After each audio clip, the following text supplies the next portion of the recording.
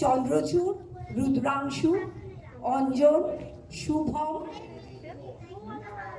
বিজন এবং যাকে ছাড়া আমরা এক পাও এগোতে পারি না সেই অগ্নিজিৎ।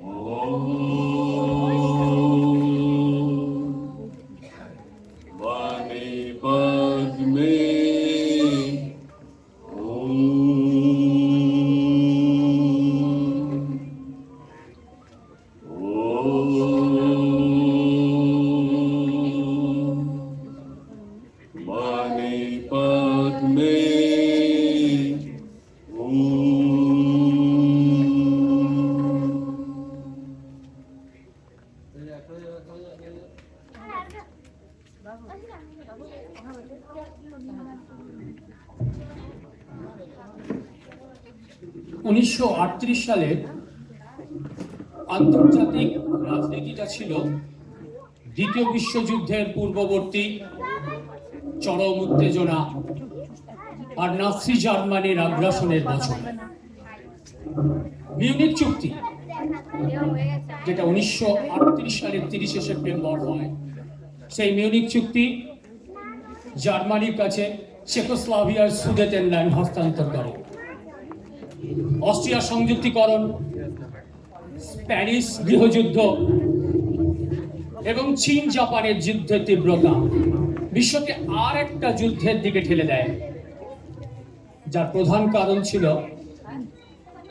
দোসর যুদ্ধ। 1938 সালের নভেম্বরে অস্ট্রিয়া এবং জার্মানির ইহুদিদের ঘরবাড়ি, ব্যবসা বাণিজ্য এবং উপাসনালয়ের উপর চরম নারকীয় দক্ষযজ্ঞ চালানো হয়। ঠিক এই আবহাওয়ায় গ্রন্থভুক্ত হয় 1938 সালে রবীন্দ্রনাথের পূজারিণী কবিতা, যা 1899 সালে এক নিভৃত সময় একা একা মন্ত্রের মতো রচনা করেন অবসানঘাতের কাহিনী অবলম্বনে এক সমকালের জন্য, যে কাল হয়তো একদিন ইতিহাস হবে এবং রাজরোষ, ক্ষমতা, অহংকার এবং দম্ভের কাছে আত্মবলিদান এবং মাথা না নোয়ানোর মন্ত্র উচ্চারিত হয়ে উঠে একদিন সমকালীন হয়ে উঠবে।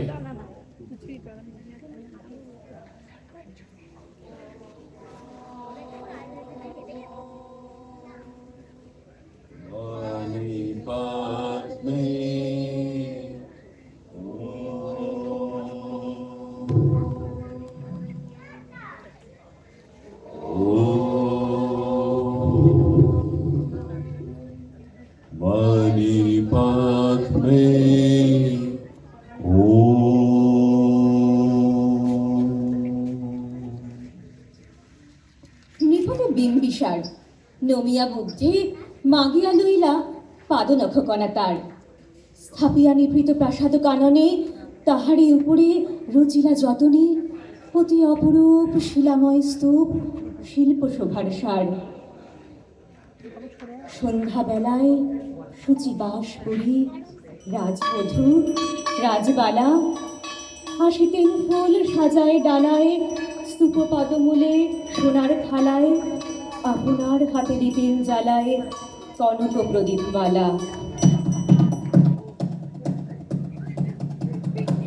অজাত শত্রু রাজা হলো যবে, পিতার আসনে আসি, পিতার ধর্ম শনিতের স্রোতে মুছিয়া ফেলিল রাজপুরী হতে, সপিল যজ্ঞ অনল আলোতে বৌদ্ধ শাস্ত্র রাশি।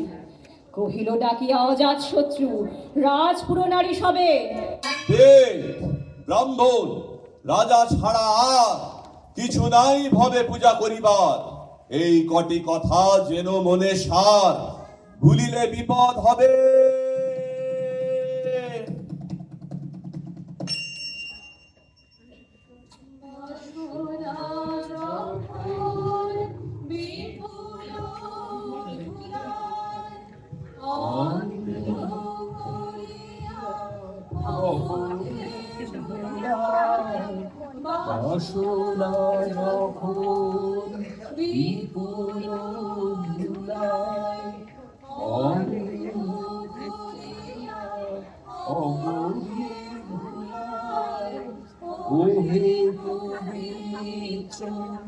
ওহে অনিদ্র রুদ্র আলোতে এসো।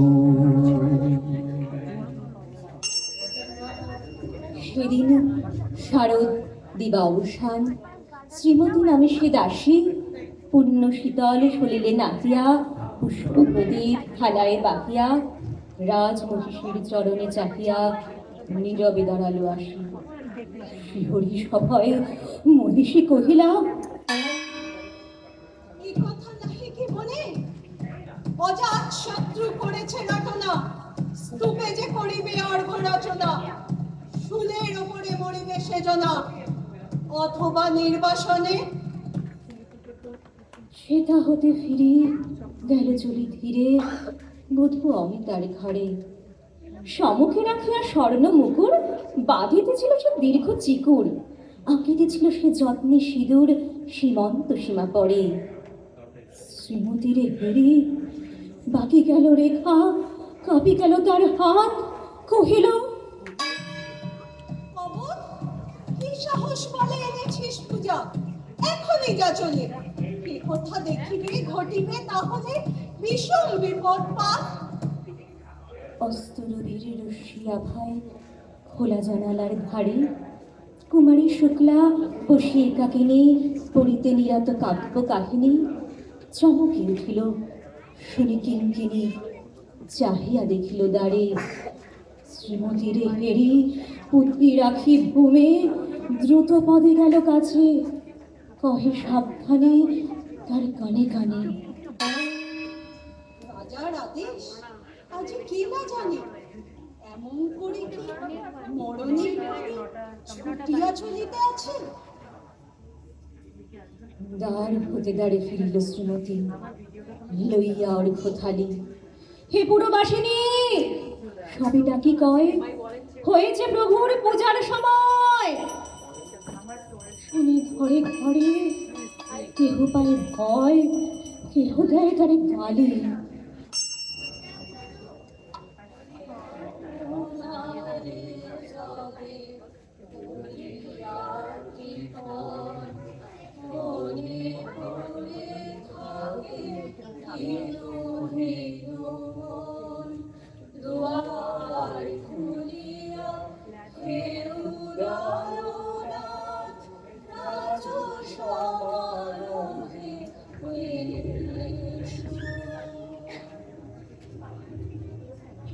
দিবসের শেষ আলোক মিলালো নগর সন্ধি পরে, পথ জনহীন আধারে বিলীন, কলকোলাহল হয়ে এলো ক্ষীণ। আরতি ঘণ্টা বাজিল প্রাচীন রাজ দেবালয় ঘরে। শারদ শিশির স্বচ্ছ তিমিরে তারা অগণ্য জলে, সিংহদুয়ারে বাজিল বিষান, বন্দিরা ধরে সন্ধ্যার তান। মন্ত্রণা সভা হলো সমাধান, দাড়ি ফুকাইয়া বলে। এমন সময় হেরিল চমকে প্রাসাদে প্রহরী যত, রাজার বিজন কানন মাঝারে, স্তূপ পদমূলে গহনা আধারে চলিতেছে কেন যেন সারে সারে প্রদীপমালার মতো। মুক্ত কৃপাণে পুরো রক্ষক তখনই ছুটিয়া আসি, কহিল, কে তুই ওরে দুর্মতি, মরিবার তরে করিস আরতি?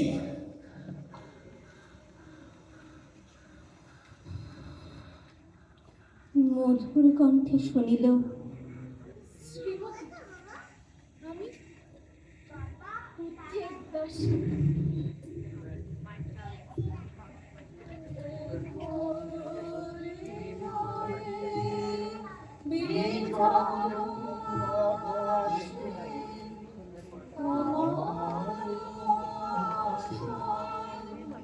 আলোদের আকাশে গভীর কিনাশায় নিবিড় পুলকে কাহারো পানে চাই দুবাহু বাড়াই।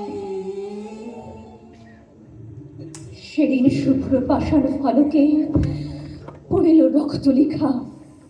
সেদিন শারদ স্বচ্ছ নিশীতে প্রাসাদ কাননে নীরবে নিভৃতে ও পদমূলে নিবিল চকিতে শেষ আরতির শিখা।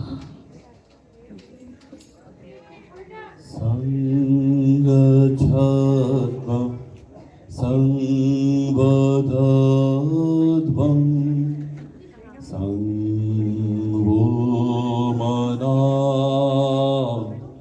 সৃজানতা সমানো মন্ত্র সমিতি সমানি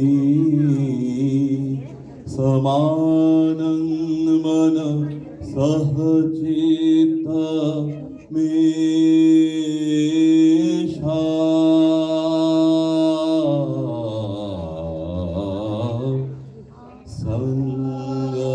সংগচ্ছাত্ম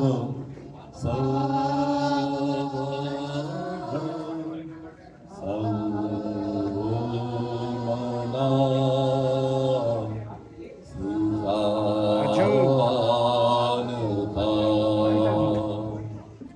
সমানো মন্ত্র সমিতি সমানে সমানং মন সহচিত মেষা